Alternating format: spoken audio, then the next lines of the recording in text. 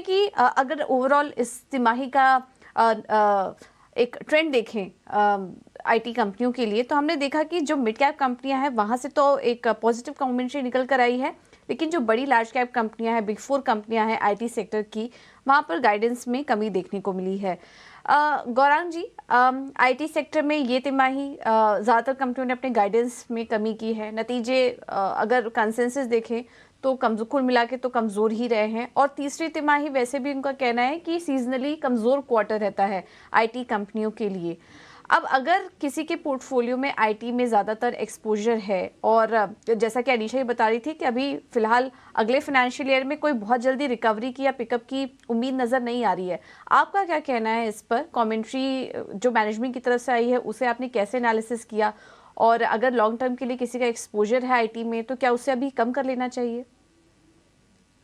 पूजा, शायद हमारा अनुमान ये भी कहता है कि थोड़ी बहुत कठिनाई आईटी क्षेत्र से जुड़ी हुई कंपनियों को हो सकती है। इसके कारण एक नहीं अनेक है, लेकिन ये भी वास्तविकता है कि पिछले 2 या 3 दिनों में आईटी इंडेक्स यानी कि सूचकांक ने कल मेरे ख्याल से करीबन 2.5% के आसपास की बढ़ोतरी देखी थी, और उसके पहले हमने करीबन 2% के आसपास की बढ़ोतरी देखी थी।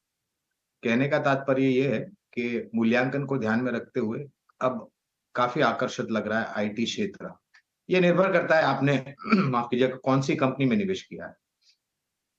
हम ये भी कहना चाहेंगे कि दिग्गज आईटी कंपनी की तुलना में मिड कैप आईटी कंपनियों ने बेहतर आंकड़े लेकर के आए, और ये सिलसिला पिछले कुछ तिमाहियों से चल रहा है, जहां पर मिड कैप आईटी कंपनियों ने नतीजों के आधार पर अच्छा रुझान दिया है। और निवेशकों के लिए भी अगर आप देखने जाए, तो अगर किसी निवेशक ने मिड कैप चुनिंदा आईटी में कंपनियों में निवेश किया होगा, तो वहां पर मुनाफा दिग्गज की तुलना में काफी ज्यादा आया है।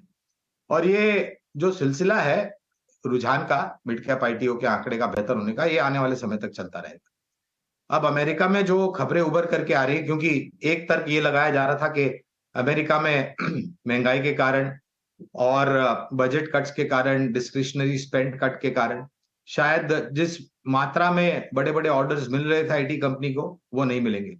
लेकिन थोड़े बहुत आसार सुधरते हुए नजर आते हैं। तो अगर आपका निवेश आईटी क्षेत्र में है, और अगर आपका नजरिया कम से कम 1.5 या 2 साल का है, तो आपको चिंता करने की जरूरत नहीं है, आप निवेशित रहें। इसके साथ-साथ पूजा चैलेंजेस भी बहुत बढ़ रहे हैं। आर्टिफिशियल इंटेलिजेंस एक बहुत बड़ा परिवर्तन हो रहा है। साइबर अटैक्स में तीव्र गति आ रही है, तो आपने आईटी एनवायरनमेंट्स को सुरक्षित करने के लिए आईटी सेवाओं की, कंपनियों की सेवाओं की जरूरत पड़ेगी। तो ये निर्भर करता है कि आपने कौन सी कंपनी में निवेश किया है। अगर लंबी अवधि का नजरिया है, जैसे हमने बताया 1.5-2 साल का, तो आपको कोई परिवर्तन करने की जरूरत नहीं है।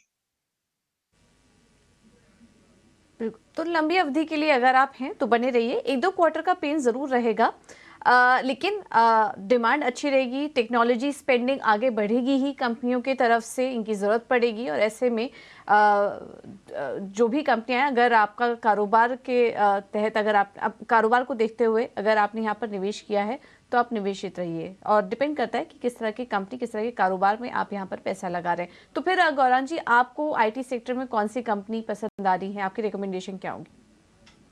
तो 3 कंपनियां हैं, एक दिग्गज और 2 मझौली कंपनियां पूजा।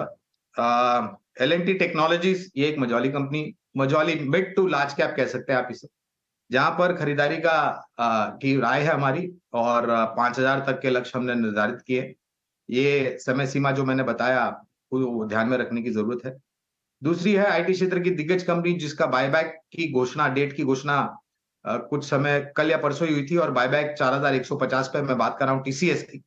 यहाँ पर खरीदारी की राय है 3,850 का लक्ष्य। और एक चीज ध्यान में रखिए पूजा आप, कि टीसीएस के शेयर के दाम मौजूदा बाजार में 3,300 3,400 के आसपास है, और कंपनी बायबैक कर रही है 4,150 पे।